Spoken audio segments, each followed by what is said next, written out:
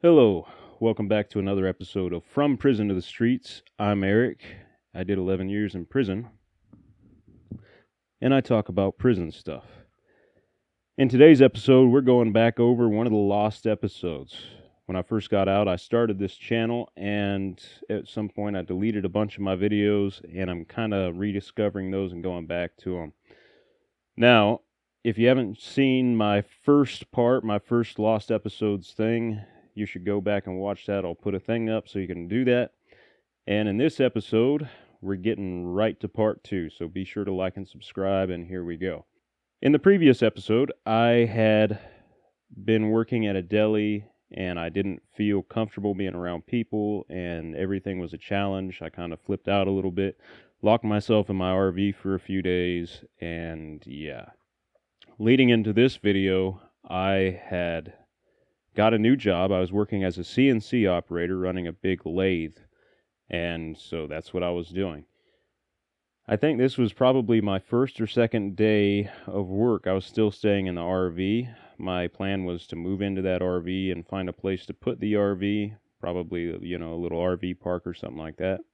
But then my roof started leaking on the RV. So with that, here's the video. Alright, so we got this RV, and the guy said he fixed all the roof leaks. Well, these roof leaks do not appear to be fixed.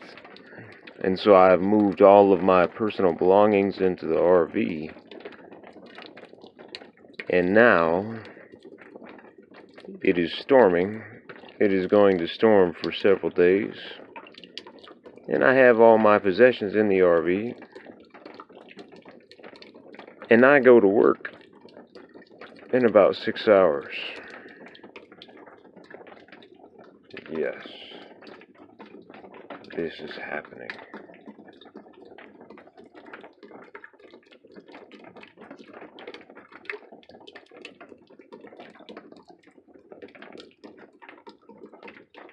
I really don't like liars. Not at all.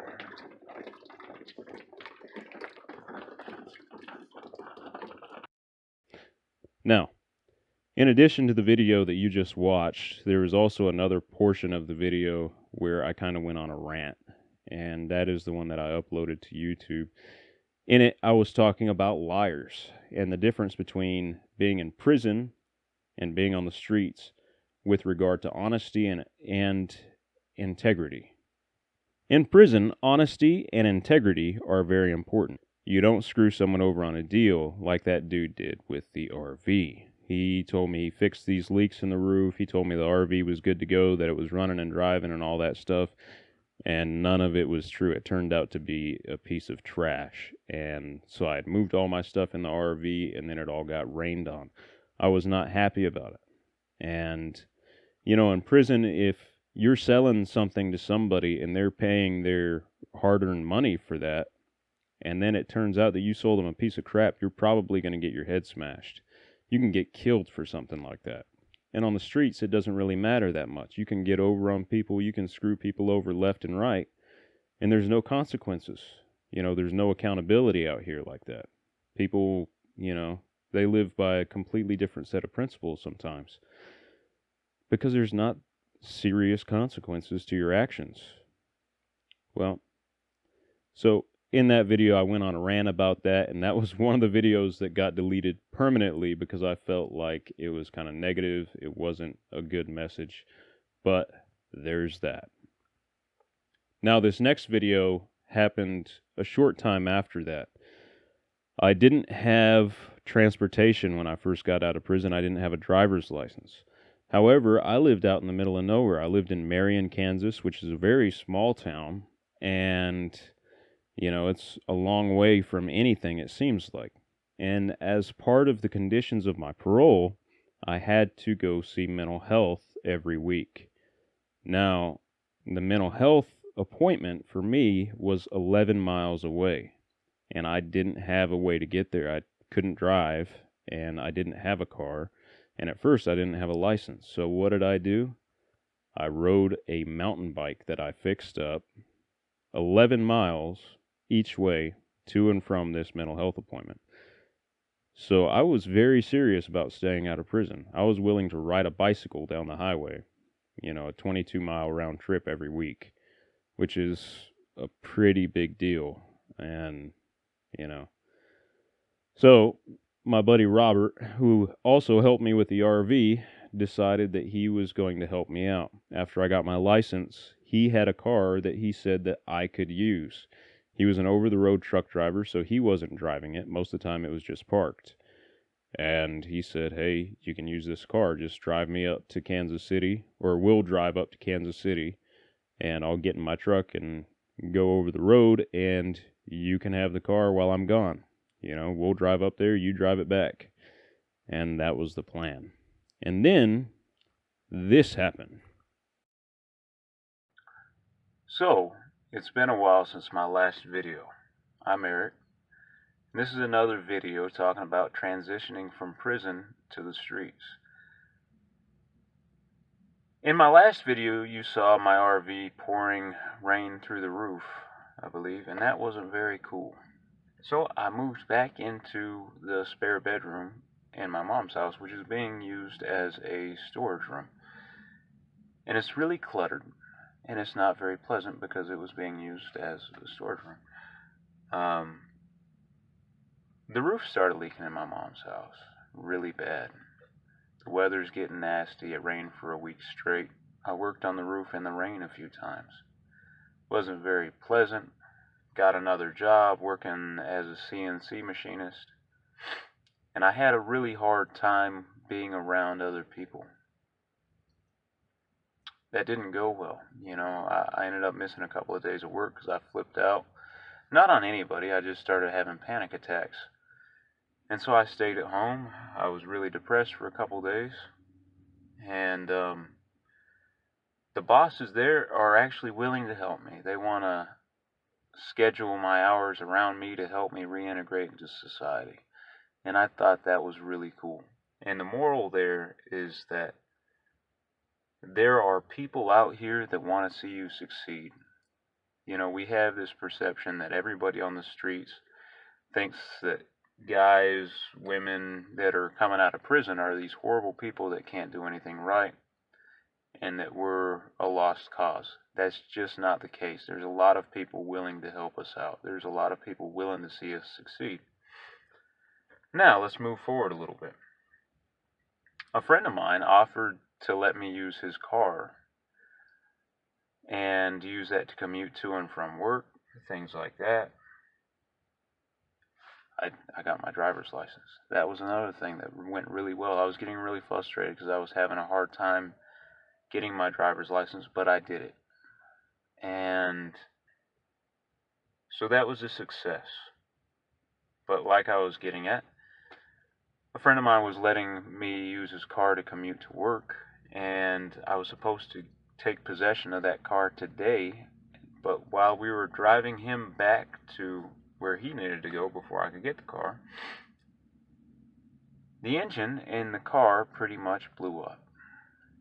He forgot to check the oil. Bearings started making some horrible noises, and luckily I have enough experience working on cars that I know it's a bearing. And we had to limp it to a spot, and in the limping it to a spot, the motor started making some worse noises. It still turns, but the motor's pretty much shot at this point. But I'm not going to lose my cool. Out here in the real world, things go wrong too. In prison, we had some issues. Things would go wrong and we'd have to worry about getting stabbed or getting in a fight, getting a write-up, going to the hole, whatever. Out here, there's problems too. They're just of a different nature. When you have a problem out here, it usually deals with housing, income, your transportation, things like that. So when something goes wrong, it's not the end of the world. Just like in there, when something goes wrong, it's not the end of the world. You might lose your TV because you got a write-up. You might go to the hole because you got in trouble. You might get in a fight, but it's not the end of the world. And it's the same thing out here. The important thing to remember through all of this is that there's people willing to help you succeed and that you can push forward through adversity. Even when everything seems to fall apart, you can push through it. There are difficult things that you have to face. The best way to overcome it is by setting goals. I got out being 28 years old. I was in prison from the time I was 17. I don't have a career, I have a job, and I want a career. How do I get there? I set realistic goals and I achieve it step by step until I get where I want to be. Where do I want to be? I set that in front of me, and then I say, what do I need to do to get there? And then little by little, I work my way to that point. I achieve small goals until I'm where I want to be. And then I set more goals. Because, life is always about growth. We never stop growing. Don't get frustrated because you're not where you want to be when you get out, because you're not going to be where you want to be. You're going to have to work for it. Set positive, constructive, productive goals for yourself. If you fail, don't throw your hands up and throw in the towel, because sometimes you want to. I want to. When it started raining in the room that I was staying in, after it rained on me inside the RV, I wanted to just throw it all in. I wanted to go get a drink. I wanted to go just party and find a way to go back to prison. But I didn't. Because that's not going to help me get to where I want to be either. When stuff goes wrong, keep your chin up. Keep your head up. Keep moving forward. And believe that you can get through it. Don't think about all the things that are going wrong. Think about what you can do to make it better. So, that's this video. I hope it's helpful. I hope it's encouraging to you. And stay positive. Stay out. Stay free. And I'm going to try to do the same. Thank you all for watching. I love you. This is Eric. Catch you in a bit. So, I think you guys got the gist of that. But stay tuned for more lost episodes. I'm Eric. This has been another episode of From Prison to the Streets. I will see you all later. Break nation.